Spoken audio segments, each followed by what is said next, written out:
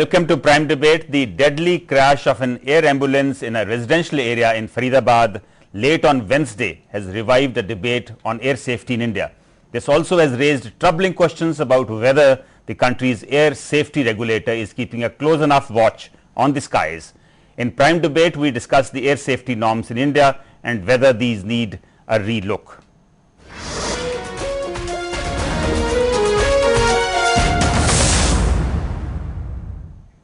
A series of recent air crashes has led the centre to form a panel to probe major aviation accidents. By doing so, the centre has separated the role of regulator and the investigator. An air ambulance crashed in the middle of a residential area near New Delhi on Wednesday night, killing 10 people. Bad weather ultimately is being blamed for the crash. This as it neither had a cockpit voice recorder nor a digital flight data recorder, making investigators' tasks difficult. Earlier this month, a single-engined chopper carrying Arunachal Pradesh Chief Minister Dorji Khandu had crashed near Tawang. The cause of the crash is yet to be ascertained. Questions were raised whether only twin-engine planes should be allowed and make black boxes mandatory, but that's not only the cause of worry. Recently, there were reports of many pilots flying on the basis of fake licenses. The issue of pilot fatigue has also been highlighted many a times. Meanwhile, shanties cropping up nearby major airports is also a matter of deep concern. All these issues demand a swift and stern action. Now, the Aviation Ministry has set up an independent accident investigation system to probe all future air accidents. The Accident Investigation Committee will work under the supervision of the Civil Aviation Ministry. The committee will be headed by the Director of Air Safety and will have all its 5 members from the DGCA. The panel will also assist the Civil Aviation Ministry in the formation of a court of inquiry for major accidents. Clearly, there are still air safety loopholes. It's up for the Crash Probe panel to plug them. To discuss air safety, we have in our studios Brigadier NJS Sidhu, retired of the Army Aviation Corps, Wing Commander B. Nanda, retired Senior Executive Pilot of the Haryana Government, and KD Singh, Chief Engineer, Civil Aviation Department, Punjab. Welcome to the discussion. Thank you. Thank you. Wing Commander Nanda, I'll start with you. Do you think the air accident in Faridabad could have been prevented given the conditions in which it was flying? Mr. Kaur, I would say that every air accident is preventable, and we wish there were no accidents. But aviation is inherently unsafe. We were born for a 2-dimensional atmosphere, but we are converted into a 3-dimensional atmosphere.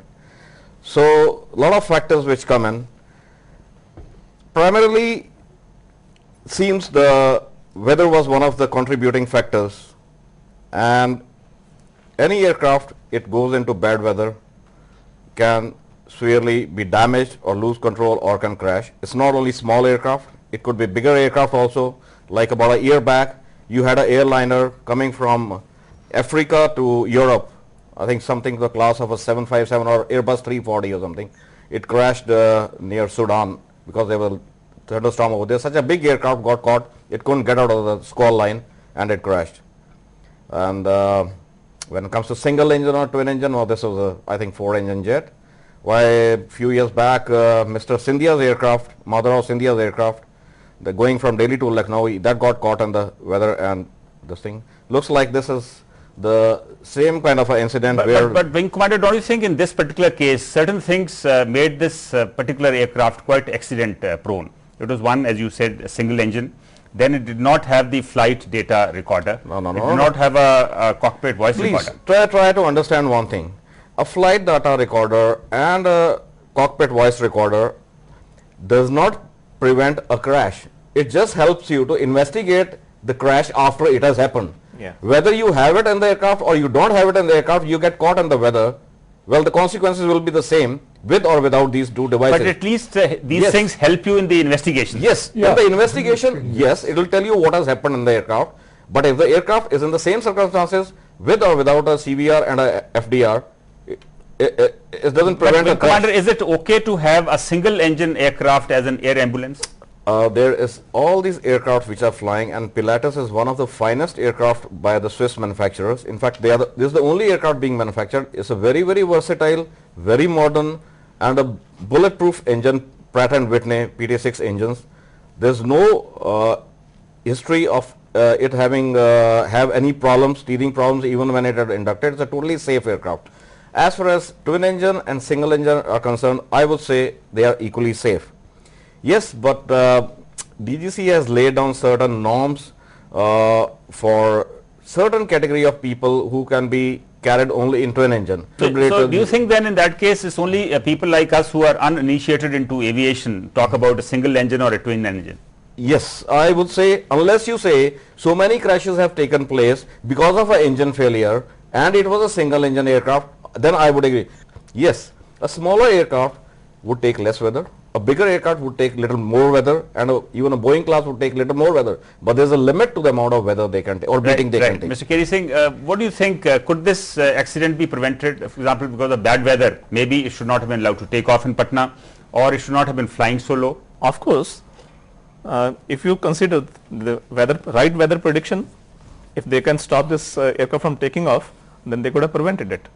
But as there was no right prediction about the weather en route as well as on the destination, so I don't think so, because it has taken off from there around 10 o'clock, 9 o'clock, and it met with the weather in Delhi around 11 o'clock.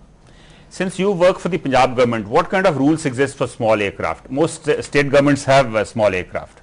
Yeah, there is no such rule which differentiate for small aircraft and bigger aircraft. Nowadays the rules are for schedule operators, non-schedule operators and the private operators. Okay. So it doesn't it doesn't regulate a small aircraft separate from a bigger aircraft. I'd like to Yes, add, please, yes. It is, I think, too premature to say whether it is because of weather or there is some technical snag or something more to it, unless we get the inquiry in our hand. Absolutely. But then since this did not No, have a flight because data what recorder, I- did not have a cockpit No, it will voice still, recorder, it can difficult still be, to know. Yeah. It can You still will be be able established. to find out the problem. Not that, exact at least cause. the ATC records are there. Like today's one of the papers has mentioned the Yes. ATC, on the ATC radar it was showing from 11,000 it jumping up to 14,000, falling to 7,000. Now that ATC radar or the secondary radar or the transponder record can show why aircraft was going up and down. Obviously it's been caught in the weather, and ATC has asked him, why are you going up and down? He said, I am caught up in weather.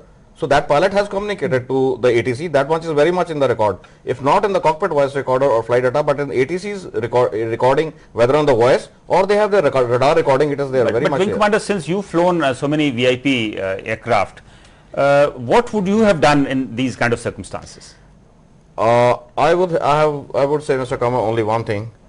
A good pilot is one who uses his better judgment to remain out of situations which require his better skill. I use my judgment not to go into weather which will require my better skills to get out of it. So, like Mr. Keri Singh said, they did not have the weather information. Now these days this thing is not there. Weather information is available to you on a second to second basis. You have to assess it perhaps. You have to assess it. But the way that day weather was, because I was also monitoring weather that day because a couple of other aircraft were flying over Delhi, and this weather has been over Delhi for the last 2 hours, and this was clearing off from the west side and moving towards east side. And maybe if they had come about an hour back, see, you can avoid the weather if you're going en route. En route you can avoid it by 10 miles, 20 miles, 30 Could he miles. have turned back or moved away from that particular zone? Yes. But yeah, that's what yes, I was absolutely. coming to. The ATC, they should have diverted that aircraft, seeing the weather over there. They should have advised him to go to another airfield, It's a pilot's not come discretion. to Palam. It's ultimately the pilot's decision. If he had told ATC, this weather is not good enough for me and I want a change of runway or I want to divert to another place, ATC would have provided him that assistance.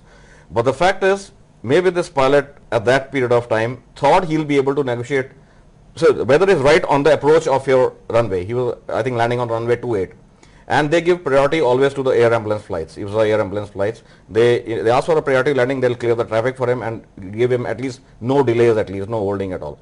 So, but if he found he was getting into this weather, he could have asked for a change of runway. So he could have asked for a maybe the delay. inquiry will indicate the role of the ATC and also the role of the pilot. If pilot had asked for any assistance, he was getting into weather. Suppose ATC gives him a heading to fly, and he sees he's getting into weather. He has all the right to say, no, I cannot take this heading. I'm going into this heading, you clear off the traffic from that side. ATC will oblige, they have to oblige you for the safety of the Wing aircraft. Commander, you work for the Haryana government now. One is curious to know what kind of aircraft is the Haryana government using?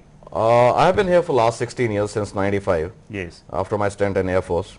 We used to have a C-90.